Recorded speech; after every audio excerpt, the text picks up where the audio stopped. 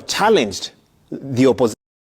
Talking about it, I'll read for you a tweet by the son of President Museveni, General Muhoozi Kainerugaba, who tweeted recently that to the Ugandan opposition, after my father, I will defeat you badly in any election. Ugandans love me more than they'll ever love you. So already the gauntlet has been thrown. Do you think in the next election, should you vie, that your opponent would be President Yoweri Museveni or it would be General Kainerugaba Muhoozi? Like I said, I already beat Museveni. I already beat his father. Maybe if he wants a rerun. But that rerun has to be free, fair, and credible. For Muhoozi, I hesitate to respond to him because I don't know his state of mind right now. Maybe if they will play the interview for him later when he's in his sober state of mind. But he also knows he cannot vote himself. As a member of the military, or no, I mean, if minus the, let me leave it at that. So you don't see him as a challenger in the next election. You don't. That's not something your team foresees. I mean, off the back of some of the statements he's been making, and I'm sure you've been following them. Definitely, you have read the tweets by General Museveni's son, which, in my view, are largely a representation of his father's thoughts.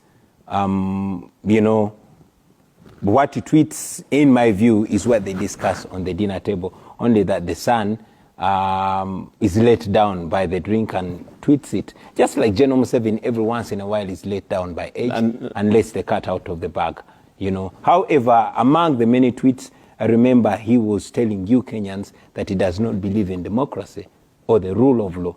Now, why would I waste time on such an individual? Do you think he's being propped as a successor? Do you see a deliberate attempt you see, by some in Uganda? Definitely. This is what dictators do all over the world. They don't trust anybody because they know nobody trusts them.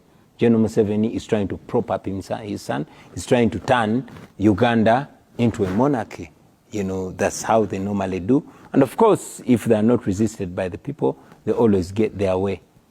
So if that is your feeling, from where you sit, what's your response then as the Ugandan opposition? Because from what we've seen from across the border, the Ugandan opposition seems fragmented, it seems divided. Whatever ambitions you may have or anyone else. That is a media narrative and I refuse to agree with it. Today, in Kenya, not even in Uganda, in Kenya, it was myself, Dr. Kizza Besigye, General Mugisha Muntu, and many other opposition leaders. By the way, I refuse to also be referred to as opposition.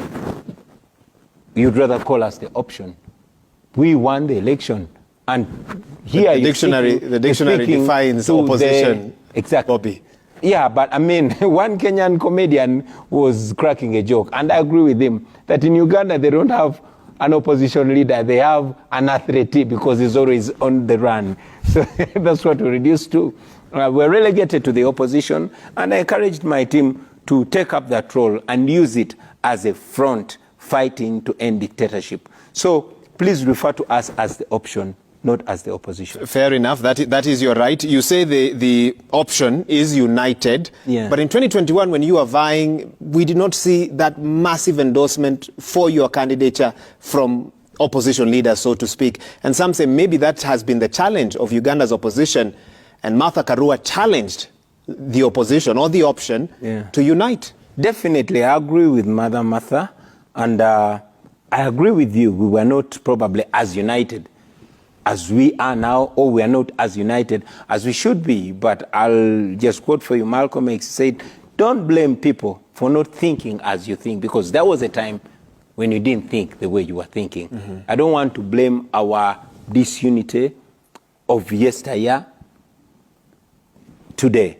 So how are you then planning for the future? Is there a thought that Bobi Wine would endorse Besigye or Besigye would endorse Bobi Wine if it comes to that? But the problem, you are talking about a democratic election. You're talking about an election. And I'm telling you... What other ways are there to ascend to power in a democracy?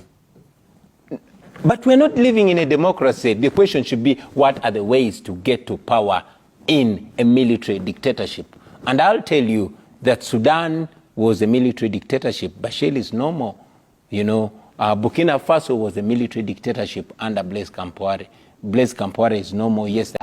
gamba nayogera kale ebigambo bikankana ku bakyala abeerusa ate ne program enyini yamubuuza ki ekyawukanyiza ne motivation